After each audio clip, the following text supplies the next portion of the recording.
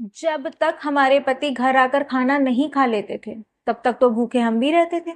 फिर रात के 2 ही क्यों ना बज जाएं। और एक ये महारानी है, इनसे तो भूख ही बर्दाश्त नहीं होती। हम तो भैया हर काम अपने हाथों से किया करते थे, और इनको इनको तो हर काम के लिए मशीन चाहिए। कपड़ा धोने के लिए मशीन, मसाला पीसने के लिए मशीन, इनको तो बाल सुखाने के लिए भी मशीन चाहिए होती है। हम तो अपने घरों के बाहर झांका भी नहीं किया करते थे। इनका इनका तो बिना बाहर निकले काम ही नहीं होता। जी हाँ, बिल्कुल सही समझा आपने।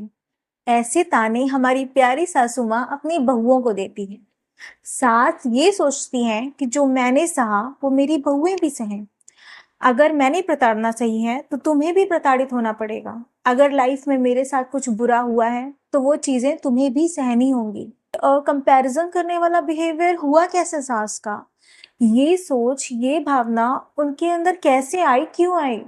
ये जानना हमारे लिए बहुत जरूरी है। देखिए, जब हम किसी प्रॉब्लम में होते हैं ना, सबसे पहले उस प्रॉब्लम का कारण समझते हैं।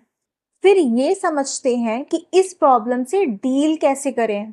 फिर उसके बाद हम धीरे धीरे सॉल्यूशन की तरफ पहुंचते हैं। और अगर आप भी ऐसी ही किसी प्रॉब्लम से गुजर रहे हैं तो मेरी इस वीडियो को एंड तक बिना स्किप किए जरूर देखिएगा।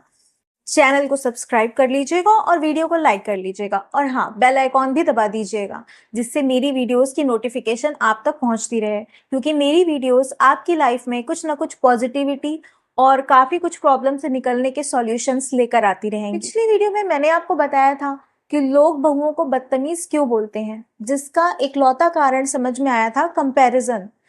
तो इस कंपैरिजन का कारण क्या है, ये सासें अपनी बहुओं के साथ क्यों करती हैं, आज हम इस वीडियो में यही बात करने वाले हैं। एक सास जो अपनी 5 बेटियों की हेल्प से पूरा घर चला रही थी, फिर उसकी बहू आ जाती है जो सिर्फ 18-19 साल की है।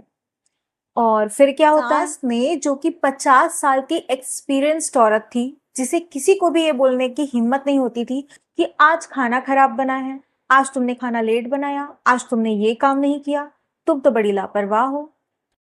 सास ने और उनकी 5 बेटियों ने काम करना बंद कर दिया और सारा काम उस बेचारी लड़की पे डाल दिया जो इस घर में अभी नई नई आई थी।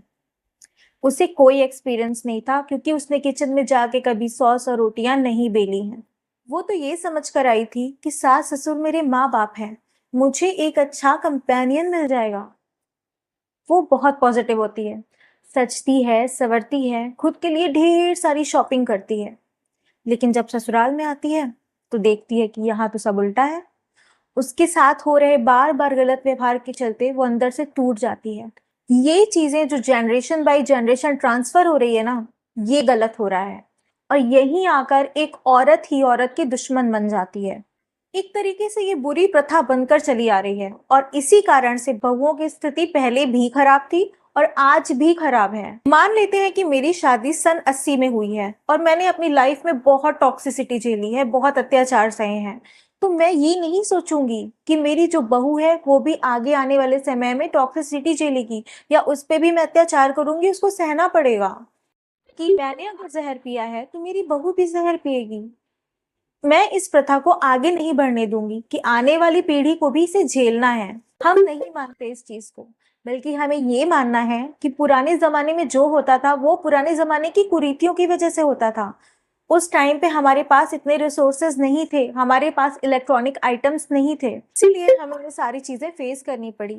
लेकिन आज जब हम लाइफ में इतना स्ट्रगल करके आगे बढ़ चुके हैं, ग्रो कर चुके हैं, फाइनेंशियली स्ट्रांग हो चुके हैं, पढ़ लिख चुके हैं, और लाइफ को इजी बनाने के लिए कई सारे रिसोर्सेज भी आ चुके हैं, हमें ये मानना है कि हमने तो इतना सारा स्ट्रगल कर लिया, लेकिन आने वाली जनरेशन को हम एक बेहतर कल देके जाएंगे, एक अच्छा हरा भरा वातावरण देके जाएंगे, साफ पानी देके जाएंगे, कम पॉल्यूशन देके जाएंगे। इसके लिए आज हम कार्बन फुटप्रिंट पे काम कर रहे हैं, पेड़ लगा रहे हैं, वाटर हार्वेस्टिंग कर रहे हैं। तो उसी समय हम अपने बच्चों को एक यंग एज, जो कि लाइफ का सबसे पीक टाइम पीरियड होता है, जिसमें वो ग्रोथ करते हैं, दिन रात मेहनत करते हैं, अपना करियर बनाते हैं, समय जब वो बाहर कुछ अच्छा कुछ बड़ा करने के लिए संघर्ष कर रहे होते हैं, मेहनत कर रहे होते हैं, तो हमें चाहिए कि हम अपनी जनरेशन वाली टॉक्सिसिटी ला करके उनको परेशान ना करें, उनकी एनर्जी को ड्रेन ना करें जिससे वो बाहर की लड़ाई में कमजोर ना पड़ जाएं।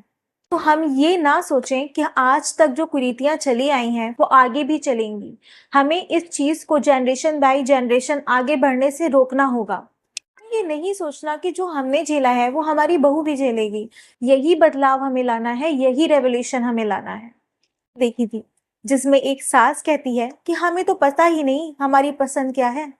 हम कभी कमलगट्टे की सब्जी भी पसंद किया करते थे। हमें नहीं पता औरतों के शौक क्या होते हैं। अपने शौक मारे तो वो अपने दिमाग में ये बांध लेती है कि उसकी बहू भी अपने सारे शौक, अपनी सारी पसंद खत्म कर देगी, अपनी सारी हॉबीज को किल कर देगी। अपने लिए नहीं जिएगी, सिर्फ अपने परिवार के लिए जिएगी। मेनली ये चीजें यहीं से आई हैं जिसे हमें आगे नहीं बढ़ने देना है। हमें आगे ऐसी चीजें पहुंचानी है जो पॉजिटिव हो। हमें अपने बच्चों को, अपनी आने वाली जनरेशन को एक अच्छा भविष्य देना है।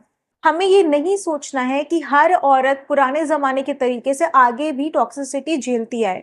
क्योंकि आजकल की जो लड़कियां हैं वो पढ़ लिख गई हैं, बाहर निकल चुकी हैं, उन्होंने भी दुनिया देखी है बाहर निकलकर। तो हमें भी उनका साथ देना होगा।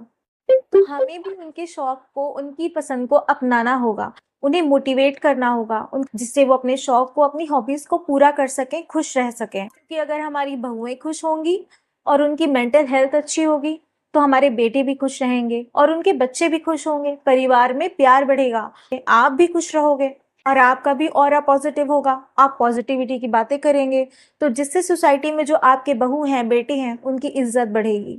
और अगर आप सोसाइटी में जाकर ये बोलेंगे कि मेरी बहू नक्कारी है, कोई काम नहीं करती, मेरा बेटा जोरू का गुलाम है, तो आप अपने बहू बेटे की तो इज्जत कम कर ही रहे हैं, साथ में अपनी भी कम कर रहे हैं।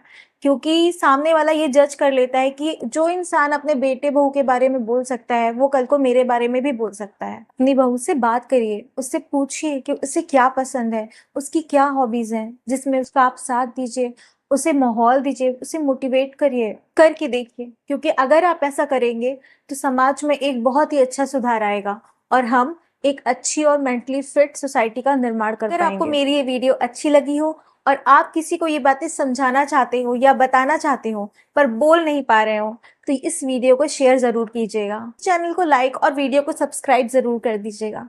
मिलते हैं अगली वीडियो में। Take care, bye bye.